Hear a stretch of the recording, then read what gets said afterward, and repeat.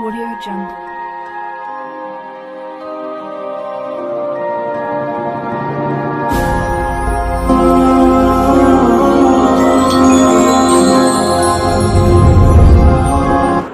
السلام عليكم ورحمة الله وبركاته. نحمده ونصلي ونسلم على رسوله الكريم أما بعد. فقد قال الله سبحانه وتعالى في القرآن المجيد والفرقان الحميد بعد أعوذ بالله من الشيطان الرجيم بسم الله الرحمن الرحيم إن الله وملائكته يصلون على النبي يا أيها الذين آمنوا صلوا عليه وسلموا تسليما اللهم صل على سيدنا محمد وعلى آل سيدنا محمد وبارك وسلم. وقال أيضا في مكان آخر أعوذ بالله من الشيطان الرجيم بسم الله الرحمن الرحيم إن السمع والبصر والفؤاد كل أولئك كان عنه مسؤولا. وقال عليه الصلاة والسلام لكل شيء سقالة وإن سقالة القلوب ذكر الله أو كما قال عليه الصلاة والسلام. ஏகவல்லவனாகிய அல்லாஹ் ஒருவனை புகழ்ந்தவனாகவும் நாயகம் ஸல்லல்லாஹு அலைஹி வஸல்லம் அவர்களின் மீது ஸலாத்தையும் ஸலாமையும் சொல்லியவனாக இருந்த உரையை ஆரம்பம் செய்கிறேன்.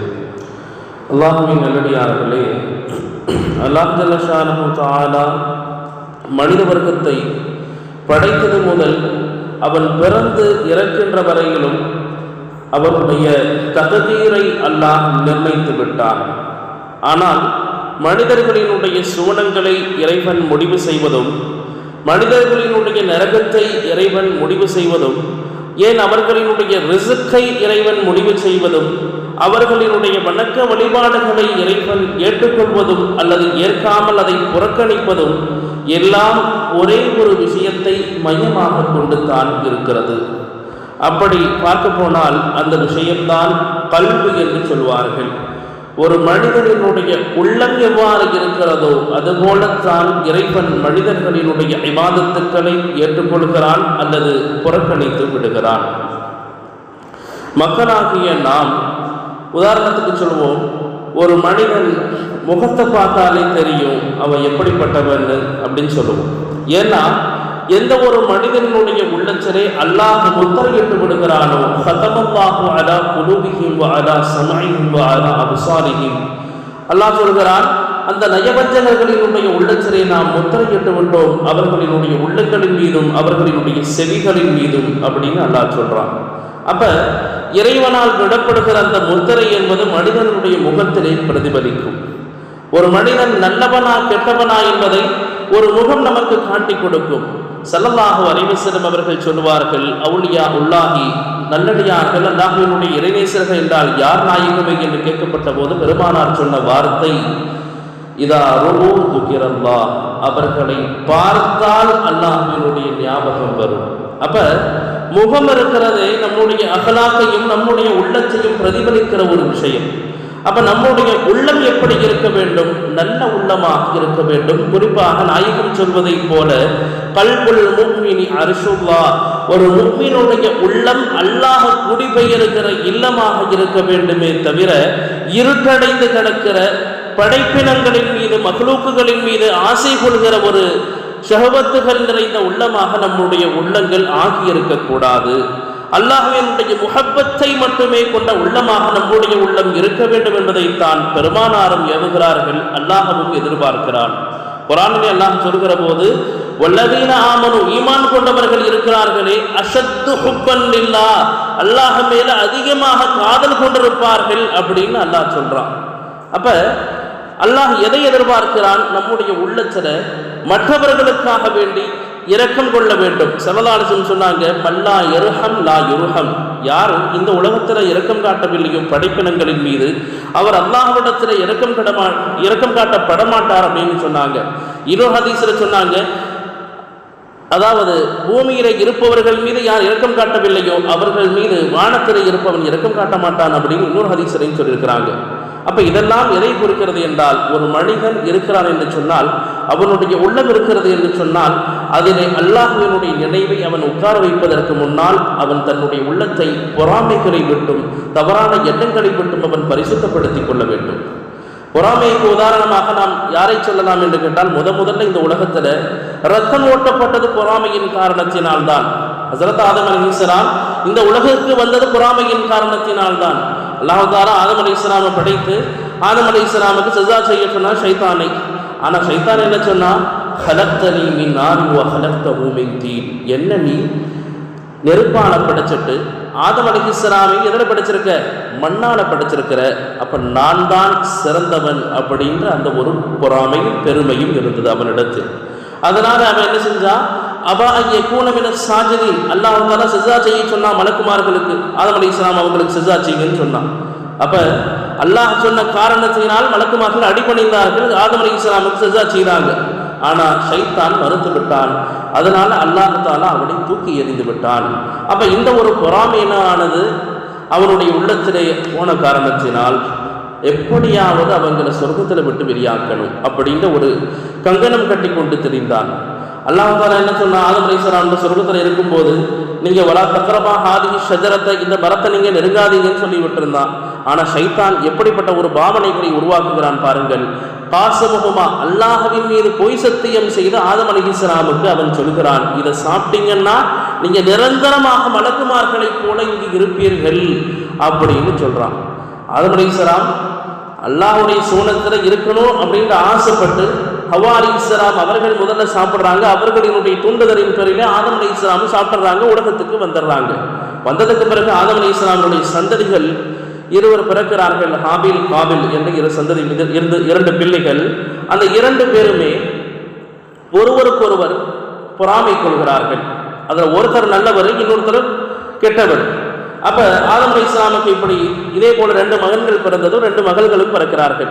2 மகளையும் அல்லாஹ் தஆலா மாற்றி திருமணம் செய்ய சொல்கிறான். எப்படின்னா, ஒருவரோடு பிறந்த சகோதரியை மற்றவருக்கும், இவரோடு பிறந்த சகோதரியை இன்னொருவருக்கும் அல்லாஹ் தஆலா திருமணம் செய்ய சொன்னான். அப்படி செய்கிற போது பொறாமை என்பது ஒரு சகோதரனுடைய உள்ளத்தில் வருது. ஏன்னா, என் கூட பிறந்தவள் அழகாக இருக்கிறாள், உன்னோடு பிறந்தவள் அழகற்று இருக்கிறாள் அப்படின்னு அந்த ஒரு பொறாமை ஏற்படுகிறது. அப்படி பொறாமை ஏற்படுகிற போது அல்லாஹ் தான் அந்த வசனத்தை குர்ஆனிலே சொல்கிறான். அப்ப அந்த சகோதரர் சொன்னாராம், தனியாக இருக்கிற போது நான் உன்னை கொலை செய்ய போறேன் அப்படின்னு சொல்லும்போது இன்னொரு சகோதரர் சொன்னாரு, நான் உன்னை கொலை செய்ய மாட்டேன் அப்படின்னு சொன்னாரு. அப்ப அந்த கொலை அளவுக்கு அவருடைய உள்ளத்திலே அந்த ஒரு எண்ணத்தை போட்டது என்னன்னா, காரணம் பொறாமை. அவர் கொலை செஞ்சு முடிச்சிடறாரு. முடிச்சதுக்கு பிறகு எப்படி தஃபன் செய்யறதுன்னு தெரியல. ஏன்னா முதல்ல இந்த உலகத்துக்கு வந்தவங்க இல்லையா, அப்ப எப்படி அவர் தஃபன் செய்யறதுன்னு தெரியல. அப்ப அல்லாஹ் தஆலா 2 காகங்களை அனுப்புகிறான் இந்த இடத்திற்கு. அது 2 காகங்கள் சண்டை போட்டு ஒரு காகம் இன்னொரு காக்காவை கொன்னுடுது. அது இன்னொரு காக்காவை தஃபன் செஞ்சு அடக்கம் செய்கிறது. இதை பார்த்துவிட்டு ஒரு காக்காவை விட மோசமான நிலைக்கு நான் ஆகிவிட்டேனே அப்படின்னு அவர் வருத்தப்படுகிறார். ஸல்லல்லாஹு அலைஹி வஸல்லம் ஹதீஸிலே சொல்கிற போது இப்படி சொல்வார்கள், முதல்ல கொலை என்கிற ஒரு குற்றத்தை ஆரம்பித்து வைத்தவர் ஆதம் அலைஹிஸ்ஸலாமினுடைய மகன். அப்ப அதனால கியாம நாள் வரையிலும் யாரெல்லாம் அந்த குற்றத்தை செய்கிறார்களோ அதிலிருந்து ஒரு பங்கு குற்றம் இந்த மகனுக்கு போய் சேர்கிறது. அப்போ ஒரு விஷயத்தை நீங்க பார்க்கணும், நாம் எந்த தவறை செய்கிறோமோ அந்த தவறை வைத்து யாரெல்லாம் அதன் மீது நடக்கின்றார்களோ அல்லது நம்மை முன்னுதாரணமாக எடுத்துக்கொள்கிறார்களோ அந்த அனைவரினுடைய தவறுகளும் பாவங்களும் நமக்கு வந்து சேரும். அதே போல தான் ஸல்லல்லாஹு சொன்னாங்க, மன் சன்ன சுன்னத்தன் ஹஸனத்தன், ஒரு நல்ல விஷயத்தை நீங்க ஏற்படுத்துறீங்க அல்லது உங்களுடைய பிள்ளைகளுக்கு நீங்க நல்ல விஷயத்தை நீங்க கற்றுத்தருகிறீர்கள் என்று சொன்னால் அதை அந்த பிள்ளைகளோ அல்லது உங்களுடைய மனைவிமார்களுக்கு நீங்கள் சொல்லித் தருகிற நல்ல விஷயங்கள் உங்களுடைய பிள்ளைகளுக்கு போய் சேர்கிறது என்று சொன்னால், இப்படியே வாழையடி வாழையாக யாருக்கெல்லாம் அவர்கள் நல்ல விஷயங்களை சொல்லித் தந்தார்களோ, நீங்க சொன்ன விஷயம் 4 பேர் செய்யறாங்கன்னு சொன்னா அவர்கள் செய்த நல்லவர்களும் உங்களுக்கு வந்து சேரும் என்று சொன்னார்கள் எம்பெருமான் ஸல்லல்லாஹு அலைஹி வஸல்லம் அவர்கள். எந்த அளவுக்கு இந்த பொறாமை கொடியது என்று சொன்னால், பல்ஆம் பின் பாஊரா அப்படின்னு மூசா அலைஹிஸ்ஸலாம் அவர்களினுடைய உம்மத்தில ஒரு பெரிய இறைநேசர். அப்ப அவருடைய சம்பவத்தை தஃசீர்களிலே சொல்வார்கள். அல்லாஹ் தஆலா குர்ஆனிலே சொல்கிறான், வத்ரு அலைஹிம் நபஅ அல்லதி ஆதைனாஹு ஆயாத்தினா ஃபன்ஸலஹ மின்ஹா ஃபஅத்பஹு ஷைத்தானு ஃபகான மினல் காவீன் வலவ் ஷிஅனா லரஃபஅனாஹு பிஹா வலாக்கின்னஹு அக்ரஜ இலல் அர்தி வத்தபா ஹவாஹு கமஸலஹு கமஸலில் கல்பி என்று அல்லாஹ் தஆலா அந்த ஆயத்தை சொல்கிறான். அந்த பல்ஆம் பின் பாஊரா அப்படின்றவர் ஒரு நல்ல மனிதர். அல்லாஹ் தஆலா சில நல்லடியார்களுக்கு தன்னுடைய இறைநெருக்கத்தை அதிகப்படுத்திக் கொள்கிறான். எந்த அளவுக்குன்னு சொன்னா, ஹதீஸிலே ஸல்லல்லாஹு சொல்லுவாங்க, எந்த ஒரு அடியான் ஃபரதான வணக்கங்களை செய்ததற்கு பிறகு கவனிக்க வேண்டும், ஃபரதான வணக்கங்களை அதிகப்படியான செய்ததற்கு பிறகு அவர் எக்ஸ்ட்ராவாக சில வணக்கங்களை புரிகிறார். அப்ப அல்லாஹ் தஆலா கடமையாக்கின நோன்பு வச்சுட்டாரு, கடமையாக்கின தொழுகையில சரியான முறையில் தொழுகிறாரு. அவர் அல்லாஹ் தஆலா கடமையாக்கின ஹஜ்ஜையும் செய்து முடித்து விட்டார். இதற்கு அடுத்தபடியாக மேல்மிச்சமாக சில வணக்கங்களை ஒரு அடியான் அதிகமாக செய்கிற போது அல்லாஹ் தஆலா அவர் பேசுகிற நாவாக மாறிவிடுகிறான், அவன் பார்க்கிற பார்வையாக அல்லாஹ் மாறிவிடுகிறான், அவன் செய்கிற செயல்களாக அல்லாஹ் மாறிவிடுகிறான் அப்படின்னாங்க ஸல்லல்லாஹு அலைஹி வஸல்லம். அப்ப என்ன அர்த்தம்? அல்லாஹ்வுக்கும் நமக்கும் அந்த அளவுக்கு உண்டான நெருக்கங்கள் அதிகமாகி விடுகிறது. ஹஸரத் உமர் ரலியல்லாஹு அன்ஹு மதீனால பிரசங்கம் செய்து கொண்டிருக்கிறார்கள். ஆனா போர்க்களத்துக்காக வேண்டி ஒரு சஹாபியை அனுப்பி வைப்பாங்க. அவங்களுடைய பெயர் சாரியா என்று அந்த சஹாபியினுடைய பெயர். அப்ப மலைக்கு பின்னாடி எதிரிகள் தாக்க போகிறார்கள் என்பது உமர் ரலியல்லாஹு அன்ஹு அவர்களுக்கு இங்கே மதீனால இருந்து தெரியுது.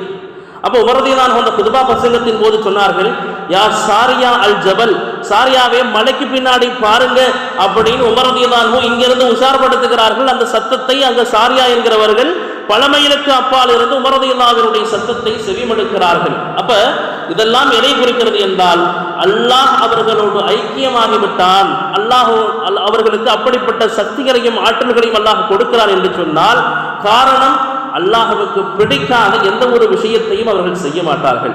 அல்லாஹ்வுக்கு பிடிச்ச விஷயத்தை செய்யறது இன்னொரு பக்கம் இருந்தாலும் அல்லாஹ் ஏவனதை செய்வாங்க. அல்லாஹ் பிடிக்கவில்லை என்று எதையெல்லாம் அல்லாஹ் வைத்திருக்கிறானோ அதன் பக்கம் கூட நெருங்க மாட்டார்கள். இதனால் அவர்களுக்கு கிடைத்த ஆற்றல்கள் தான் இவை.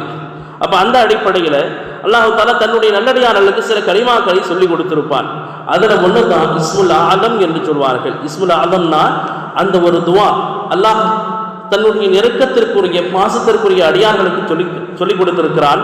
அதை ஓதி ஒரு மனிதர் துவா செய்தால் இந்த உலகம் அழியக்கூடிய அளவுக்கு போனாலும் அதை திருப்பி கொண்டு வரக்கூடிய ஆற்றல் அந்த துவாவுக்கு இருக்கிறது என்று சொல்லலாம். அவ்வளவு பெரிய ஒரு துவாவை அல்லாஹ் தஆலா தன்னுடைய நல்லடியார்களுக்கு சொல்லி தருவான். அப்ப இந்த துவாவை இந்த பல்ஆம் பின் பாஊராவுக்கு தெரியும். அப்ப இந்த விஷயம் யாராவது தன்னுடைய அந்த பல்ஆம் பின் பாஊராவிடத்தில் வந்து துவா செய்ய சொன்னால் அவர் அவருக்காக வேண்டி துவா செய்து கொடுப்பார். அந்த துவா ஏற்றுக்கொள்ளப்படும் என்பது பிரபலமாக இருந்தது அந்த பனு இஸ்ரவேலர்களில். அப்ப மூசா அலைஹிஸ்ஸலாம் அவர்களை எதிர்க்கக்கூடிய ஒரு கூட்டத்தார்கள் என்ன செய்யறாங்க, இந்த பல்ஆம் பின் பாஊராவை அணுகுகிறார்கள். அணுகி மூசா அலைஹிஸ்ஸலாம் எங்களிடத்துல போர் செய்ய வரப்போறாங்க, அதனால நான் உங்களுக்கு காசு பணங்களை எல்லாம் கொடுக்கிறேன், மூசா அலைஹிஸ்ஸலாமுக்கு எதிராக நீ துவா செய்ய வேண்டும், மூசா அலைஹிஸ்ஸலாமுக்கும் அவர்களுடைய கூட்டத்தாருக்கும் எதிராக துவா செய்ய வேண்டும் அப்படின்னாங்க. அப்ப அவர் முதல்ல அவரை மறுக்கின்றார். ஆனா மக்கள் என்ன செய்வாங்க, முதல்ல அவன் மறுத்தால் அவனுடைய மனைவியிடத்திலே போய் கேட்கிறார்கள். உன்னுடைய மனைவி அவங்களுடைய மனைவியிட்ட போய் பாருங்க இவ்வளவு காசு பணங்கள் உங்களுக்கு தரோன்னு சொல்றோம், ஆனா இவர் வேணான்றாரு அப்படின்னு சொன்ன உடனே வேற வழியே இல்லாமல் தன்னுடைய மனைவியினுடைய பேச்சை கேட்டு நபி மூசா அலைஹிஸ்ஸலாம் அவர்களுக்கு எதிராக துவா செய்வதற்காக வேண்டி அந்த பல்ஆம் பின் பாஊரா செல்கிறார். அப்படி போகிற போது அவர் ஒரு கழுதையில போறாரு. அந்த கழுதை சொன்னதாம், ஓ மனிதனே, நீ என்னை ஓட்டி செல்கிறாய், ஒன்று மலாய்க்கத்து எருத்தூனனி, ஆனா மலக்குமார்கள் என்னை பின்னாடி போன்னு துரத்துறாங்க, வைலக்க கஃப அன்னி, என்னை விட்டுடு அப்படின்னு சொல்லுது. ஏன்னா வைஹக்க இலா முனாவாத்தி நபியில்லாஹி அல்லதி அல்லமக இஸ்மஹு லி தஸ்தஜரிப பிஹி ரிலாஹு. அப்ப நீ எந்த நபரை எதிர்த்து செல்கிறாய் தெரியுதா உனக்கு? அல்லாஹ் யாரை நபியாக இந்த உலகத்தில் அனுப்பியிருக்கிறானோ அவருக்கு எதிராக நீ துவா செய்ய செல்கிறாய், தயவு செய்து என்னை விட்டுடுன்னு சொல்லி அந்த கழுதை சொல்கிறது. ஆனா அந்த மனிதன் திருந்துவதாக இல்லை, மாறாக அந்த இடத்துக்கு போயிடுறான். அந்த பனு இஸ்ரவேலர்கள் அவர்களை எதிர்த்து மூசா அலைஹிஸ்ஸலாம் அவர்களை எதிர்த்து அந்த எதிரிகளோடு அவன் நின்று கொண்டிருக்கிறான். நின்று கொண்டிருக்கிற போது அவர் துவா செய்வதற்காக கைகளை ஓங்குகிறார். கைகளை ஓங்குனா அல்லாஹ் தஆலா அவருடைய நாவிற்கு ஒரு விஷயத்தை புரிஞ்சுக்கணும், எந்த ஒரு மனிதனும் தான் பேசவில்லை அல்லாஹ் நாடியை தவிர. நம்ம பேசுறோம்னு சொன்னா அந்த ஆற்றலை அல்லாஹ் கொடுத்திருக்கிறான். அந்த அடிப்படையில் அவர் போய் துவா செய்கிறான்னு துவா செஞ்சா அவர் செய்கிற துவா மூசா நபியினுடைய எதிர்களுக்கு பாதகமாக இருக்கிறது, மூசா அலைஹிஸ்ஸலாமுக்கு சாதகமாக இருக்கிறது. மூசாவுக்கு வெற்றி கொடிய ஆள்லாம் வாயிலிருந்து வருது.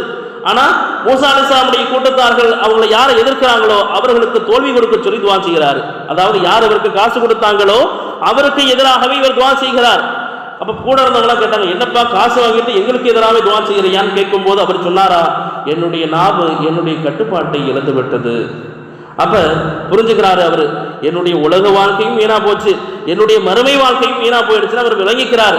விளங்கினதுக்கு பிறகு அவருடைய உள்ளத்திலே சைத்தான் புகுந்து இன்னும் ஒரு பொறாமை என்கிற எண்ணத்தை அவன் போடுகிறான். அதனால அவர் என்ன செய்யறாரு, என்னுடைய 2 வாழ்க்கையும் வீணா போயிடுச்சு இந்த மூசாவினால், அதனால நீங்க என்ன செய்யுங்க, உங்களுடைய பெண்களை அழகுபடுத்துங்கள், அழகுபடுத்தி எப்படியாவது அந்த மூசாவினுடைய கூட்டத்தார்களிடத்திலே சென்று ஜினாவை செய்ய வைத்து விடுங்கள் அப்படின்னு இந்த நல்லடியாராக இருந்த நபருடைய உள்ளத்திலே வந்த பொறாமையின் காரணத்தினால் அவர் அவ்வளவு பெரிய குற்றத்தை சொல்லித்தராரு. சொன்ன உடனே இந்த எதிரி கூட்டத்தில் இருக்கிறவங்க எல்லாரும் அதே மாதிரி தங்களுடைய பெண்களை அழகுபடுத்தி அந்த கூட்டத்துக்கு அனுப்பி வைக்கிறாங்க. அப்படி அனுப்பி வைத்தால் அதில் இருக்கிற ஒரு பெண் அந்த மூசா அலைஹிஸ்ஸலாமினுடைய கூட்டத்தில் இருக்கக்கூடிய ஒரு நல்லடியாரிடத்திலே அவர் ஜினாவையும் செய்து விடுகிறார். அந்த பெண்ணுடைய பெயர் கிஸ்தி பின்த் சுவர் அப்படின்னு எழுதுறாங்க. அந்த ஜினாவை செய்த நபருடைய பெயரையும் எழுதுகிறார்கள். அப்ப ஜினாவை அந்த மனிதர் செஞ்ச உடனேயே அல்லாஹு தஆலா முதல்ல இந்த உலகத்துல காலரா என்கிற நோயை அப்போது பரப்புகிறார். அப்ப எல்லோரும் காலராவால் செத்துமடுகின்றார்கள். கிட்டத்தட்ட கிதாபில் எழுதுறாங்க, வகது பலக மன் மாத்தமின் ஹீன லாஜாஹா, அவன் அந்த தவறை செய்கிற சமயத்திலே அல்லாஹு தஆலா பனு இஸ்ரவேலர்களில் இருந்து கிட்டத்தட்ட 70,000 பேரை அல்லாஹு தஆலா இறக்க வச்சுட்டானா. அப்ப ஒரு விஷயத்தை உணர்ந்து கொள்ள வேண்டும், ஒரு மனிதன் எனக்கு ரிஸ்க் வரலையே, எனக்கு கஷ்டமா இருக்குதே, என்னுடைய குடும்பத்தை அல்லாஹ் இவ்வளவு சோதிக்கிறானே நம்ம நினைக்கின்ற போதெல்லாம் நாம் நினைவிலே கொள்ள வேண்டிய ஒரு விஷயம், நீங்கள் செய்த பாவங்கள் தான், அதாவது நாம் செய்கிற பாவங்கள் தான் நமக்கு சோதனைகளாகவும் அல்லாஹ்வின் புறத்திலிருந்து ஒரு எச்சரிக்கைகளாகவும் இந்த சோதனைகள் வந்து நிற்கின்றன. அப்ப 70,000 பேர் இது மாதிரி ஆனதுக்கு பிறகு உடனே அந்த பனு இஸ்ரவேலர்கள் இருக்கக்கூடிய ஒரு பெரியார் அந்த ரூமுக்குள்ள போய் அந்த தவறு செய்த இருவரையும் வெட்டி வீழ்த்தி விட்டு சொன்னாராம், யா அல்லாஹ், உனக்கு மாறு செய்ய எங்களுக்கு விருப்பமில்லை, உனக்கு யாரெல்லாம் மாறு செய்கிறார்களோ அவர்களுக்கெல்லாம் இதேதான் கதி அப்படின்னு சொல்கிற போதுதான் அந்த காலராவினுடைய நோயை அல்லாஹ் நீக்குகிறான். அப்ப பொறாமையினுடைய அந்த எண்ணங்களை நாம் தூக்கி எறிந்துவிட்டு அல்லாஹ்வை அல்லாஹ்வுக்காக வணங்கணும். யார் பணக்காரராக இருந்தாலும் சரி, எல்லோரும் நன்றாக இருக்க வேண்டும் என்கிற ஒரு எண்ணம் தான் ஒரு முஸ்லிமுடைய உள்ளத்தில் இருக்கணுமே தவிர அவன் நல்லா இருக்கிறான், இவன் நல்லா இருக்கிறான், நம்முடைய வாழ்க்கை இவ்வளவு மோசமா இருக்கிறது அப்படின்னு நம்ம நினைக்க கூடாது.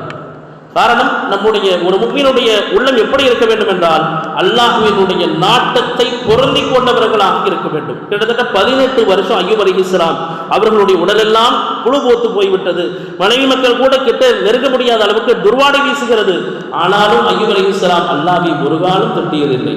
நமக்கு ஒரு காய்ச்சல் வந்தாலோ, ஒரு தலைவலி வந்தாலோ, உடல்ல ஏதாவது ஒரு உறுப்புக்கு நோவினைகள் வந்தாலோ அல்லாஹ் உடனே நம்ம குறை சொல்லிடுறோம், நான் என்ன குற்றம் செஞ்சேன், ஏன் எனக்கு இப்படி. ஆனா அய்யூப் அலைஹிஸ்ஸலாம் ஏன் என்று கூட அல்லாஹ்வை கேட்கவில்லை. மாறாக அவர்கள் சொன்ன ஒரே வார்த்தை, ரப்பி அன்னி மஸ்ஸனிய துர்ரு அன்த அர்ஹமுர் ராஹிமீன், யா அல்லாஹ், எனக்கு நோவினை வந்து அடைந்து விட்டது, அன்த அர்ஹமுர் ராஹிமீன், நீ கிருபையாளர்களுக்கெல்லாம் மிகவும் கிருபையாளனாக இருக்கிறாய் அப்படின்னு சொன்னாங்க. யாராவது நோயை கொடுத்தவனை புகழ முடியுமாங்க? கண்டிப்பா புகழ முடியாது. அப்ப அல்லாஹ்விடத்தில் நாம் துஆ செய்கிற போதும், அவனிடத்தில் கைகளை ஏந்துகிற போதும் நாம் சொல்லுகிற வார்த்தையை நம்மை விட அதிகமாக அல்லாஹ் கேட்கிறான். நம்ம நினைக்கிறோம் துஆ ஓதுகிற போது என்னென்ன எண்ணங்களை எல்லாம் வைத்துக் கொண்டு நாம் ஆமீன் சொல்கிறோம். துஆ ஓதுகிற போது அல்லாஹ்விடத்தில் கைகளை ஏந்துவதில்லை. ஆனா ஒரு விஷயத்தை கவனிக்கணும், அல்லாஹ் சொல்கிறான், நீங்கள் என்னிடத்தில் கேட்ட அத்தனைக்கும் உங்களுக்கு கூலி உண்டு. நீங்க கேட்டதை ஒண்ணு நான் கொடுத்துருவேன், அப்படி நான் கொடுக்காமல் தாமதித்திருந்தால் உங்களுக்கு மறுமையிலே அதற்கு பகரமாக கூலிகளை கொடுப்பேன் அப்படின்னு அல்லாஹ் சொல்லி காட்டுகிறான். ஹதீஸிலே ஸல்லல்லாஹு அலைஹி வஸல்லம் ஒரு நாள் உட்கார்ந்துருக்கிறாங்க. உட்கார்ந்துருக்கும் போது ஸல்லல்லாஹு சஹாபாக்களை பார்த்து சொன்னாங்களாம், இப்போ ஒரு சொர்க்கவாசி உங்களிடத்துல வரப்போறாரு அப்படின்னாங்களாம். ஸல்லல்லாஹு அலைஹி வஸல்லம் அவங்க சொன்ன உடனே எல்லா சஹாபாக்களும் ஆவலாக எதிர்பார்த்தார்கள், யார் அந்த சொர்க்கவாசி அப்படின்னு. அப்ப ஸல்லல்லாஹு அலைஹி வஸல்லம் சொன்ன உடனே ஒரு மனிதர் உள்ளே நுழைகிறார். அன்சாரி தோழர்களில் இருந்த ஒரு மனிதர் ஒழு சொட்ட தன்னுடைய ஒழுவினுடைய நிலையிலே உள்ளே நுழைகிறார்.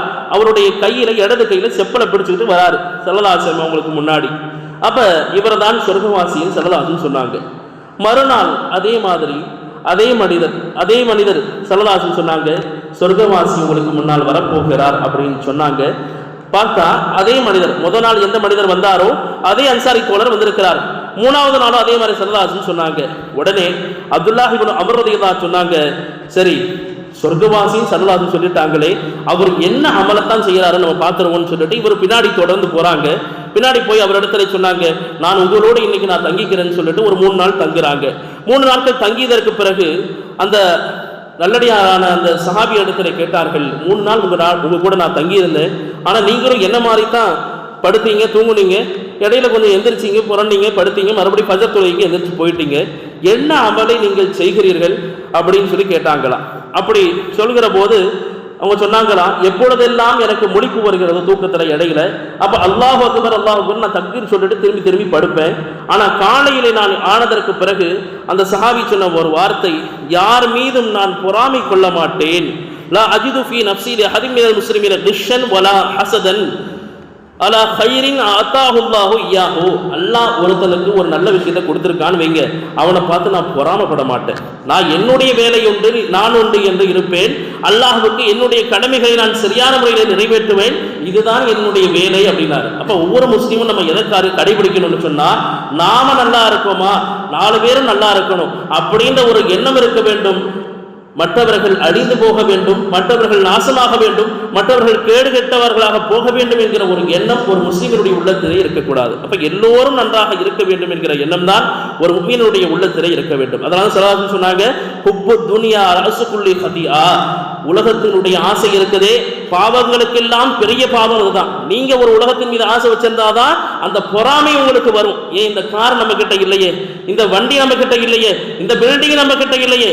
ஆனால் கபருக்கு சென்றதற்கு பிறகு எதுவும் நம்மோடு வரப்போறதில்லை என்பதை நாம் உணர்ந்து கொண்டால் அல்லாஹ்வை மட்டுமே நேசிப்பவர்களாக நாம் இருப்போம். எனவே வல்ல ரஹ்மான் அவனை மட்டுமே நேசிக்கக்கூடியவர்களாக நம்மை ஆக்கி அருள் புரிவானாக. வாஃபிரு தஅவானா அல்ஹம்துலில்லாஹ். அஸ்ஸலாமு அலைக்கும் வரஹ்மத்துல்லாஹி வபரகாத்துஹு.